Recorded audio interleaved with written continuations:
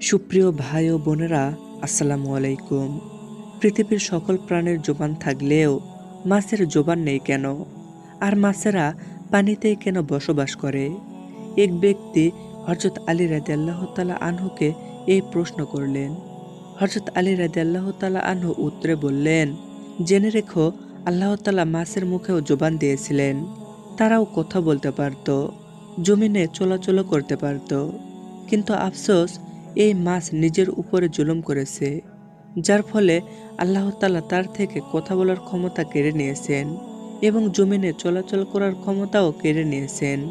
সম্পূর্ণরূপে তাদেরকে শুধুমাত্র এক জলজ প্রাণীতে পরিণত করেছেন।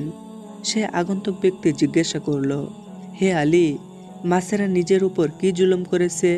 হযরত আলী উত্তরে বললেন, যখন আল্লাহ তাআলা হযরত আদম আলাইহিসসালামকে সৃষ্টি করার পর সমস্ত ফেরেশতাদেরকে নির্দেশ দিলেন, তোমরা সকলে আদমকে সেজদা করো। সমস্ত ফেরেশতা হযরত আদম আলাইহিসসালামকে সেজদা করল, কিন্তু ইবলিস শয়তান আদম আলাইহিসসালামকে সেজদা করতে অস্বীকৃতি জানালো।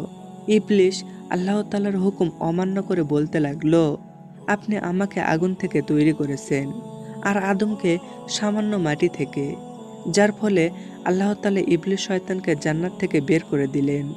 ইবলিস শয়তান জান্নাত থেকে বিতাড়িত হয়ে অভিশপ্ত এবং কুৎসিত রূপে দুনিয়ার জমিনে এসে পড়ল এবং চিৎকার করে জমিনের সমস্ত মাখলুকদের বলতে লাগলো, সাবধান, মানুষ এই পৃথিবীর বুকে জুলুম অত্যাচার করে বেড়াবে।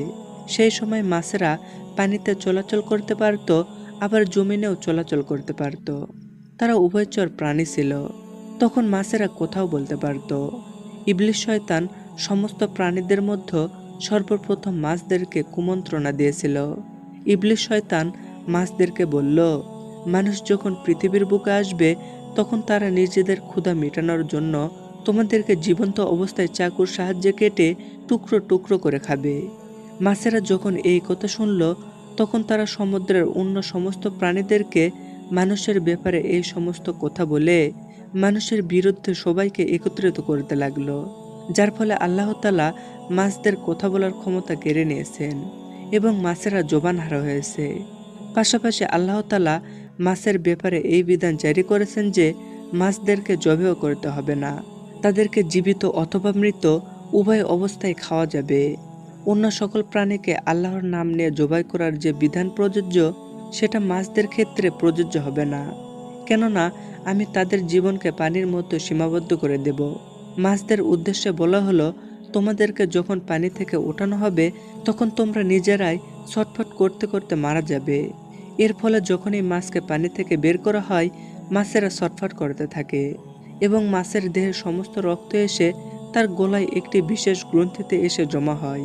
আর এই কারণেই মাছকে খাওয়ার জন্য বিশেষ প্রক্রিয়ায় জবাই করার কোনো বাধ্যবাধকতা নেই, কেননা ইসলামে জবাই করার বিধান এই জন্য দেওয়া হয়েছে যাতে পশুর শরীরের রগের মধ্যে প্রবাহিত সমস্ত রক্ত মাংস থেকে আলাদা হয়ে যায় এবং মানুষের গুণাগুণ অক্ষুণ্ণ থাকে, জীবাণুমুক্তকর ও স্বাস্থ্যকর থাকে। আদম সন্তানের জন্য এই খাবার যেন কোনোভাবে আনহাইজেনিক না হয়, অর্থাৎ অস্বাস্থ্যকর না হয়।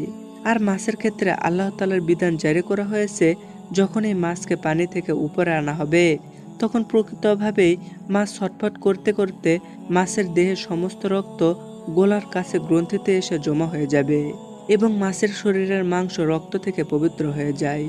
আর এ কারণেই মাছ জবেহ না করেও এটা প্রত্যেক আদম সন্তানের জন্য মৃত এবং জীবিত উভয় অবস্থায় হালাল। সুবহানাল্লাহ। সুপ্রিয় দর্শক, এই ছিল আমাদের আজকের ভিডিওটি ভালো লাগলে অবশ্যই ভিডিওতে একটি লাইক দেবেন আর সকল প্রকার ইসলামিক ভিডিও পেতে চ্যানেলটি সাবস্ক্রাইব করে আমাদের সাথেই থাকবেন। সবাই ভালো থাকবেন। আল্লাহ হাফেজ।